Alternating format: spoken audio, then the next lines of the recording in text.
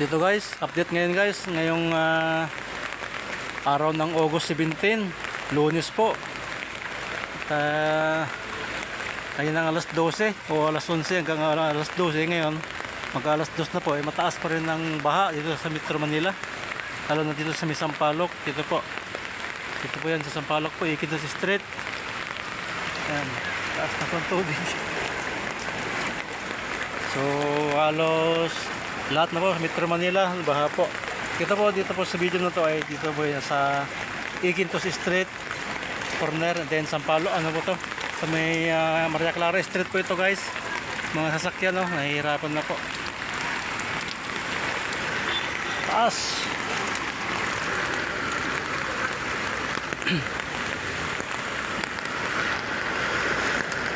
Dito po yan sa Maria Clara Street sa Sampaloc, Manila po dito.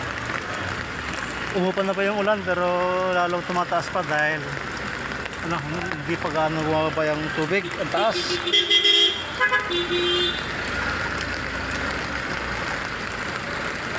Ay galing. Dito po guys sa Sampaloc. Ito Maria Clara Street po ito. Lalim ng tubig. Umupan na po yung ulan pero ambon na lang, kaya lang hindi natin alam, baka mamaya malakas pa. Pero ito, mataas pa rin ang tubig guys.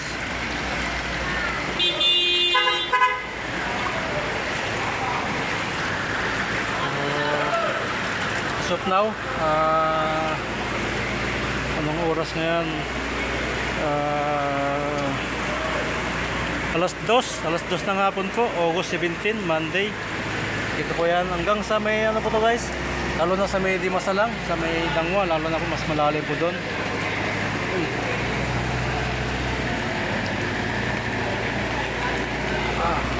Lalim. Sa bibili tayo. Uy!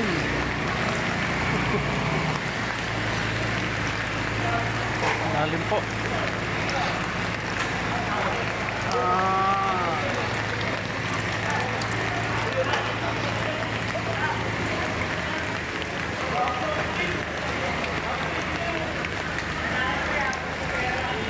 Dito po guys sa Maria Clara. Tukod na ng motor si Kuya.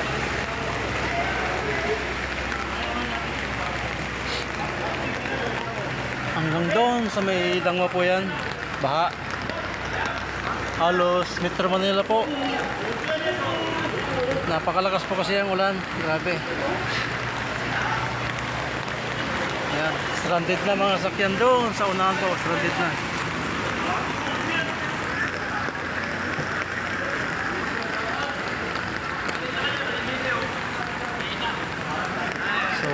Baha na. Gandun sa kabilang street.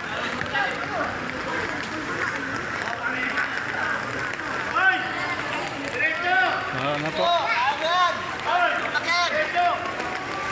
So ito guys, update to mamaya ulit. At ito po yung ating kasalukuyan na sitwasyon dito sa may Sampaloc area. O kumbaga ito sa Maria Clara Street po dito sa Sampaloc. Baha po.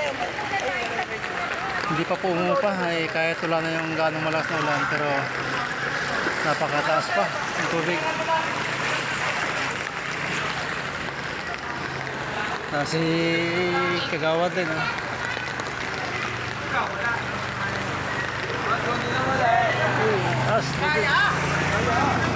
Kaya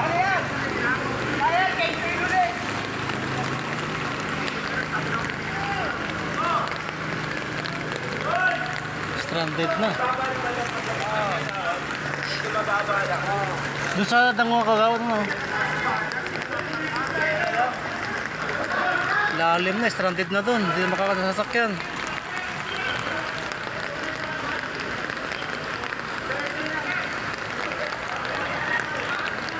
Naglalawan na tong ano.